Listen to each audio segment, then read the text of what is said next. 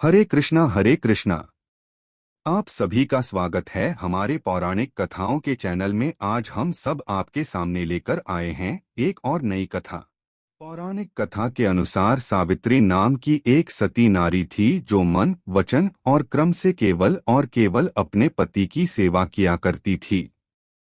एक समय यमराज उनके पति सत्यवान को यमलोक लेने आ गए और सत्यवान का धरती में समय पूरा हो गया कहकर उसे ले जाने लगे, अर्थात सत्यवान की मृत्यु हो गई। इस पर सावित्री अपने पति के वियोग में बिलख बिलख कर रोने लगी और यमराज से अपने पति के प्राण की भीख मांगने लगी, किंतु यमराज पर उसका कोई प्रभाव नहीं हुआ। सावित्री यमराज से याचना करती हुई यमलोक तक पहुंच गई और अन्नजल त्याग कर केवल अपने पति के प्राणों की भीख मांगती रही। सावित्री के याचना से यमराज द्रवित हो गया और कहा कि जन्म और मृत्यु हर जीव का निश्चित होता है और सत्यवान का जीवन काल पूर्ण हो गया है, इसलिए इसे जीवित करना संभव नहीं, किंतु तुम्हारे इस पति प्रेम से मैं बहुत प्रसन्न हूँ। तुम सत्यवान के प्राण के अतिरिक्त कुछ भी वरदान मांग लो। सावित्री अपने पति के प्राण मांगने के बदले में यमराज से खुद बहुपुत्रवती होने का वरदान मांग ली। यमराज प्रसन्नता में तथास्तु कह दिया।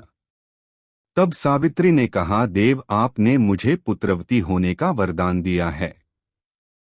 मैं एक सती नारी हूँ, कभी किसी पराये पुरुष का मुख भी नहीं देखती हूँ। यदि आप मेरे पति के प्राण वापस नहीं किए तो आपका वरदान झूठा हो जाएगा। यमराज अपने वचन में बंध चुके थे, विवश होकर उसे सत्यवान के प्राण लौटाने पड़े।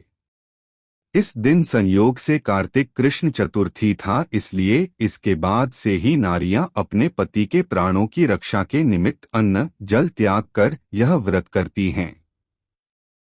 एक बार अर्जुन नीलगिरी पर तपस्या करने गए। द्रौपदी ने सोचा कि यहाँ हर समय अनेक प्रकार की विघ्न बाधाएं आती रहती हैं। उनके शमन के लिए अर्जुन तो यहाँ है नहीं, अतः कोई उपाय करना चाहिए। यह सोचकर उन्होंने भगवान श्री कृष्ण का ध्यान किया। भगवान वहां उपस्थित हुए तो द्रौपदी ने अपने कष्टों के निवारण हेतु कोई उपाय बताने को कहा। इस पर श्री कृष्ण बोले, एक बार पार्वती जी ने भी शिव जी से यही प्रश्न किया था, तो उन्होंने कहा था कि करवा चौथ का व्रत गृहस्थी में आने वाली छोटी मोटी विघ्न बाधाओं को दूर करने वाला है। यह पित्त प्रकोप को भी दूर करता है। फिर श्री कृष्ण ने द्रौपदी को एक कथा सुनाई। प्राचीन काल में एक धर्मपरायण ब्राह्मण के 7 पुत्र तथा एक पुत्री थी। बड़ी होने पर पुत्री का विवाह कर दिया गया। कार्तिक की चतुर्थी को कन्या ने करवा चौथ का व्रत रखा। 7 भाइयों की लाडली बहन को चंद्रोदय से पहले ही भूख सताने लगी। उसका फूल सा चेहरा मुरझा गया। भाइयों के लिए बहन की यह वेदना असहनीय थी। अतः वे कुछ उपाय सोचने लगे। उन्होंने बहन से चंद्रोदय से पहले ही भोजन करने को कहा, पर बहन न मानी।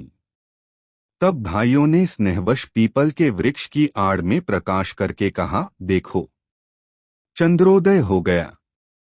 उठो, अर्घ्य देकर भोजन करो। बहन उठी और चंद्रमा को अर्घ्य देकर भोजन कर लिया। भोजन करते ही उसका पति मर गया। वह रोने चिल्लाने लगी। दैवयोग से इंद्राणी देवदासियों के साथ वहां से जा रही थीं।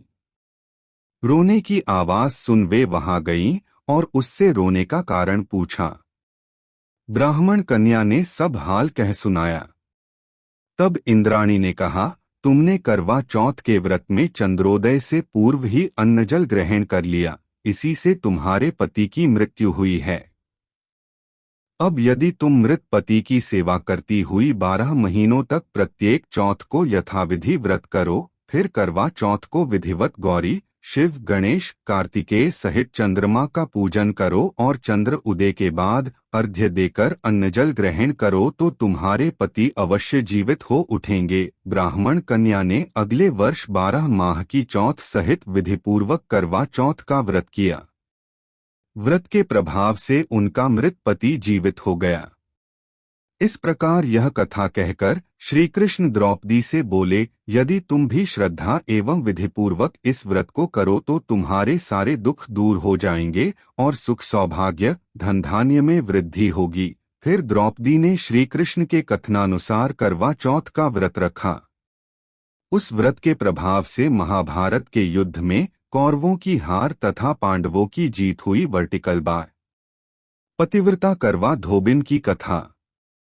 पुराणों के अनुसार करवा नाम की एक पतिव्रता धोबिन अपने पति के साथ तुंगभद्रा नदी के किनारे स्थित गांव में रहती थी। उसका पति बूढ़ा और निर्बल था। एक दिन जब वह नदी के किनारे कपड़े धो रहा था, तभी अचानक एक मगरमच्छ वहां आया और धोबी के पैर अपने दांतों में दबाकर यमलोक की ओर ले जाने लगा। वृद्ध पति यह देख घबराया और जब उससे कुछ कहते नहीं बना तो वह करवा करवा कहकर अपनी पत्नी को पुकारने लगा। पति की पुकार सुनकर धोबिन करवा वहां पहुंची तो मगरमच्छ उसके पति को यमलोक पहुंचाने ही वाला था। तब करवा ने मगर को कच्चे धागे से बांध दिया और मगरमच्छ को लेकर यमराज के द्वार पहुंची। उसने यमराज से अपने पति की रक्षा करने की गुहार लगाई और बोली, हे भगवान, मगरमच्छ ने मेरे पति के पैर पकड़ लिए हैं।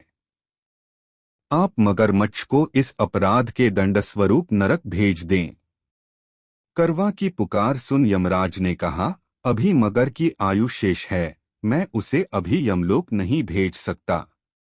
इस पर करवा ने कहा, अगर आपने मेरे पति को बचाने में मेरी सहायता नहीं की तो मैं आपको श्राप दूंगी और नष्ट कर दूंगी। करवा का साहस देख यमराज भी डर गए और मगर को यमपुरी भेज दिया। साथ ही करवा के पति को दीर्घायु होने का वरदान दिया। तब से कार्तिक कृष्ण की चतुर्थी को करवा चौथ व्रत का प्रचलन में आया।